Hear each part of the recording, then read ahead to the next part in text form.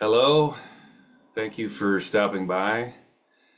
The plundering of the New Order catalog continues. It is Brotherhood today, that's right. It's time to do some Brotherhood. Their fourth studio album, released in 1986, as you can see. Brotherhood, and I don't think I'm alone in saying this, Brotherhood is one of their most awkward moments. It is arguably their most awkward album of the 80s. I would still say it's slightly better than Movement, but it is very awkward. It is filled with absolute classics. It is filled with songs that are pretty good, and then it's filled with some songs that are just okay. It uh, it is their most variable album, I would say. It's filled with a lot of different types of vibes and sounds. It is it's got some electronic moments on it, but for the most part, in the 80s at least, New Order would kind of reserve their more rock and roll oriented songs for the albums, and then they'd focus their electronic disco dance stuff for the 12 inches. Now, Brotherhood is the first time that they really started doing some more electronic stuff on an album. And then the album after this, Technique, was pretty much just full on electronics, and that was only a good thing. But Brotherhood, yeah, it's not their greatest moment, but it does have some really fantastic moments on it. I think most people who were fans of New Order in the 80s would probably agree with that. Maybe you don't. Maybe you think Brotherhood is their best album. I think that's a stretch. New Order Brotherhood is far from being their best album. I think, again, most New Order fans would agree with this. So, 1986, as always, I'm going to pull up the version of the album that I have, and I'm showing the US edition from 1986 on Quest Records, Quincy Jones's label. This is the version I have, so this is what I'm going to show. There's the back cover, there are the labels, there's the inner sleeve. Mine does have this sticker on it still. I still do have my shrink wrap on it. I don't have the promo stamp on it, but I do have this sticker. And this is, again, on Quest Records. Quincy Jones, also available on cassette, as you can see right here. Kind of a cool cover, like most New Order albums, some striking imagery on here. Low Life was the only exception where they showed their faces. Every other album they've done, it's been some pretty cool, thought-provoking artwork. To the track listing. As you see, this is an odd collection of tracks here. As I look at the track listing, well, I'll back up a little bit. I remember when I got this album, I was very, very disappointed with it. Now, keep in mind, I was only 14 years old when I first heard this. But even as a kid, I recognized that New Order had an arc. Like, I knew Movement was kind of an awkward debut album, and you expect that. And then Power Corruption came out, and that was vastly better, a real step up. And then Low Life came out, and that was arguably better than Power Corruption and Lies. So New Order had an arc. You were hearing it. It was like, wow, this band just keeps getting better and better and more, arguably more interesting. But then this came, and it was a step back. I have to say, I remember being very disappointed. I mean, Low Life was their most recent album. Perfect Kiss was one of their most recent 12 inches. So it was like, wow, where's this band going to go next, you know? And then this is what came, and it was like, oh, okay. It wasn't bad, but when you've got comparisons like Low Life and Power Corruption and Lies, I guess, every band is destined to disappoint at least once, and I remember feeling very disappointed. This was not the album that I was expecting. But that's a good thing. I think that always is the listener's fault. It's not the band's fault. And that's why I try to never. This is an example of why I've started. It takes a while to put these things in practice psychologically, but it takes a lot to remove expectations from any type of art. I think most people expect a certain thing when they hear an album, but I think it's important to remove those expectations. Otherwise, you're bound to be disappointed. So this is one of those albums that has helped me do that as an adult. typically go into any album listening experience with zero expectations. I just want the band to take me somewhere. I don't want to remember or attach any past songs to what they're doing presently. But when I was a kid, I unfairly maligned this record by comparing it to past New Order glories. That was probably a bad idea. I will say though, upon repeated listenings over the years, this album is still pretty awkward. And again, I don't know if that's me being nostalgic and remembering how I've always felt about it, but I feel like I'm pretty good about removing those nostalgic tendencies. And I still think this album is kind of a mishmash of tracks. I think Paradise is a good start. Classic New Order, just a straight ahead rock and roll track. In fact, most of the tracks on side one are very traditional New Order sounding songs. They're very much guitar, bass, vocals, and drums. Not a lot of electronics, at least outwardly. You can't really hear that influence too much. I think Weirdo is a pretty good song, as it is when it was, is a slower ballady type of song.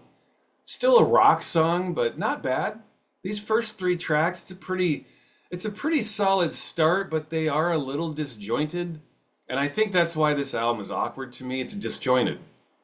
There's not a real flow to this album. I think the sequencing wasn't perfect. I think they could have rearranged these songs to make the album a more fluid listening experience. I think the tracks don't really work in the order that they're in, and I'll get to that. I think Broken Promise and Way of Life, those are the arguably the two weakest moments on the album. Almost B-side type material songs. They're not bad, but they just kind of stick out. I don't know that they work really well in the context of the rest of the album. Just an opinion. But these are the weak spots for me. The last couple of songs on side one. And I think side one compared to side two is weak. Things really start opening up on side two. Side one almost feels like an extended intro to what you get on side two. Because this album really pops and shines on side two. Now, of course, you start off side two with one of their most popular songs ever, Bizarre Love Triangle. And this is a brilliant song. It just is. This is one of those songs where you'd have to have no heartbeat, no pulse to not appreciate this song. It's one of their greatest songs. It's just a great pop song. It's well written, well produced. In fact, I think this album version is not as good as the 12-inch version that got remixed by Shep Pettibone, and I'll get to that. But Bizarre Love Triangle, it's one of their greatest songs, one of their most well-known songs. It just is what it is. Really, really brilliant song. All Day Long, I think, is one of their best songs. It's a non-single. And at this time, most of New Order singles were single only. You know, they were only released on a 12-inch. Bizarre Love Triangle is one of the rare instances at that time where they had a 12-inch that was from an album. Most of their 12 inches were 12-inch only. This did come out as a 12-inch, it did. But All Day Long is one of their non-singles, one of their non-12 inches, and this is one of their greatest songs, I think. I think it would have worked better if it was here at the end. Like, I always thought that, again, the sequencing is important when you have an album. I think Angel Dust and All Day Long maybe should have been swapped. I know I'm getting super meta here, but I think Angel Dust is kind of a weak song. Again, it's one of those songs like these two that don't really fit with the rest of this on side two. I thought that side two would have had a much better arc if it went Bizarre Love Triangle, Angel Dust, then All Day Long, then Every Little Counts. It just would have worked better, but whatever. I'm getting super deep into the weeds there. All Day Long is one of their greatest songs. Peter Hook's bass is really beautiful on this track, and I think this is one of their most, I don't know, underappreciated songs maybe. I don't see a lot of people ever talking about All Day Long, but it's really beautiful, one of their best tracks, and it's hidden away on the B-side here. This All Day Long just represented every little thing that New Order did very well. The bass, the vocals, the lyrics, the production, a really beautiful track. Again, Angel Dust is okay. I wouldn't say it's bad, but it just kind of sticks out. It just doesn't flow with the rest of the record, man. I'm sorry, but it just doesn't. It just seems like a track that they made, and they plastered it on there. They was like, where are we going to put this song? All right, put it there. It just doesn't really work. And then, for me personally, the album's true gem is the last song. And I mentioned this on the Power, Corruption, and Lies and Low Life videos. New Order did a really, really excellent job ending their albums. They had a tendency of just being like, fuck it. Here's our last song, and we're walking away. And we're going to create more questions than answers. And I love that about New Order. And Every Little Counts is arguably the best way they ever ended an album. It's a really funny song, you know, like, I think you are a pig, you should be in the zoo. He literally starts laughing during his vocal. It's really funny. Showcases the sense of humor of this band. Excellent way to end the album. And I remember just friends of mine who were huge New Order fans, they didn't like this album because they were just pissed with this track. Like, how can they end an album that way? And I've always felt like, why not? Why not? I mean, there was this very somber reverence around New Order in the 80s. It might not make sense to any recent New Order fans, but in the 80s, like, people really revered this band. They're very serious about New Order, and I think maybe New Order sensed that, and this was their response to it.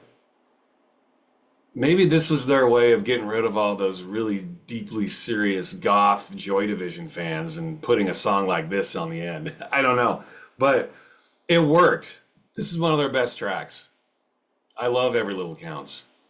And the way it ends, the way that the sound of a needle screeching off the record and a radio in the background getting detuned or retuned or whatever, a great way to end the album.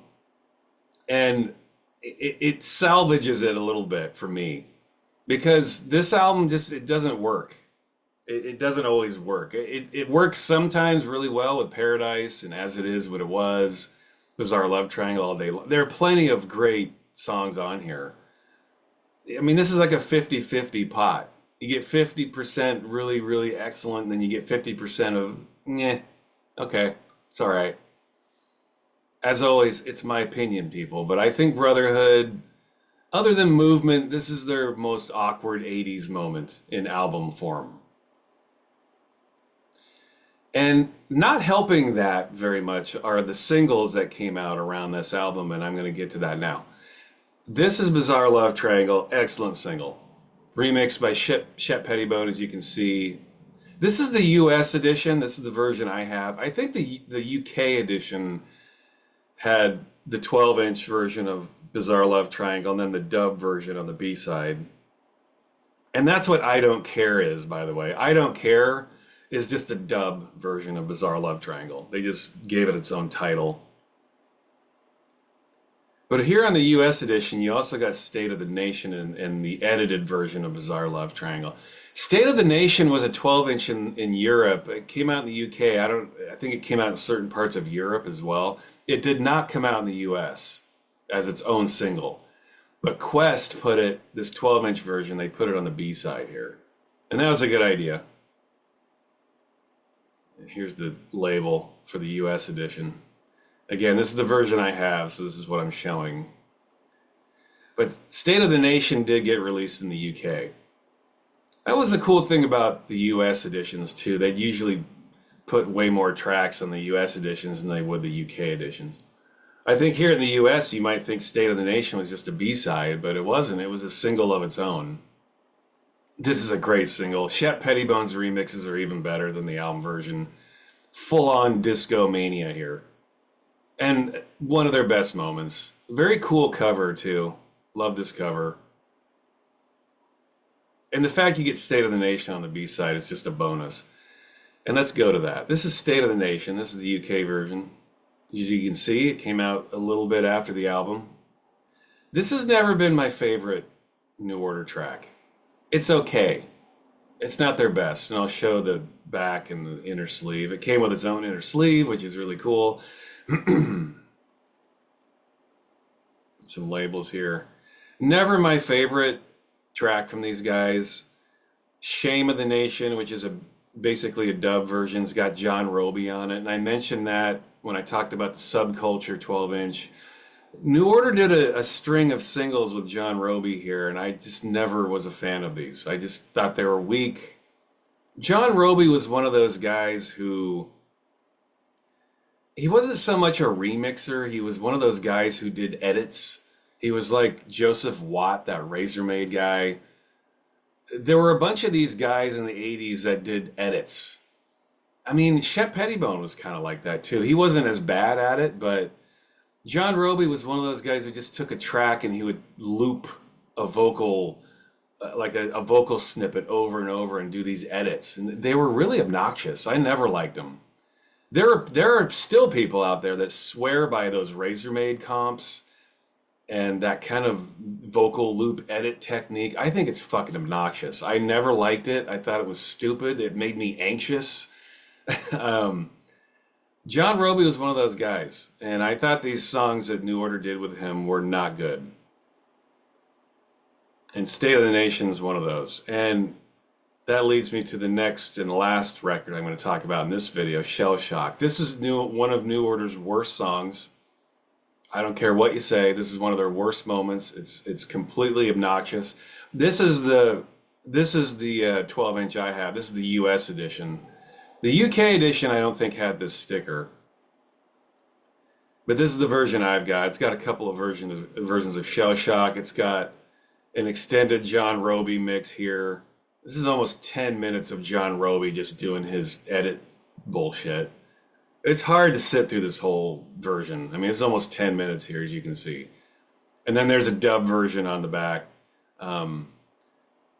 This was originally called Shell Cock, I think. They just put dub version, but this was called Shell Cock in the UK. They probably didn't want to put the word cock here because American audiences are uptight about that kind of stuff. And as you can see, Shell Shock was originally released for the Pretty in Pink soundtrack. One of John Hughes's weakest moments, I think. I've never been a fan of Pretty in Pink. Never been able to get into that movie. I've tried. Like anybody who grew up in the 80s, I love John Hughes, love 16 Candles, love Breakfast Club, love Planes, Trains, and Automobiles, love Weird Science, love Ferris Bueller. But Pretty in Pink, yeah, not my favorite. That one never worked for me. But this song was in that movie. Did they make it specifically for the movie? I'm guessing they did, but Shell Shock was a single only. It was not on an album, which is a good thing. I can see New Order wanting to stretch their wings and just put out a one-off single, even if it didn't work. And this song definitely does not work. And I think maybe John Roby is to blame. I don't know, but yeah, this song's not easy to listen to, man. It's particularly this version. It's just too long, too much. How long can you sit there listening to quick stutter edits? It's fucking annoying, man. No thanks, not for me. But this is that 1986 era. All this stuff came out in 1986. This was New Order in 1986. I think it was a very awkward year for them. Arguably their worst single. One of their most average singles was State of the Nation. One of their best singles was Bizarre Love Triangle. And one of their most average albums. Now, New Order being average is still infinitely better than most everything else. But this, in terms of New Order, comparing their albums, this is one of their most average. I still think Brotherhood is better than anything they did after Technique. Brotherhood's still better than Republic and Get Ready and Waiting for the Sirens Call and any shit they've put out in the last 20 years. This is still better than any of that.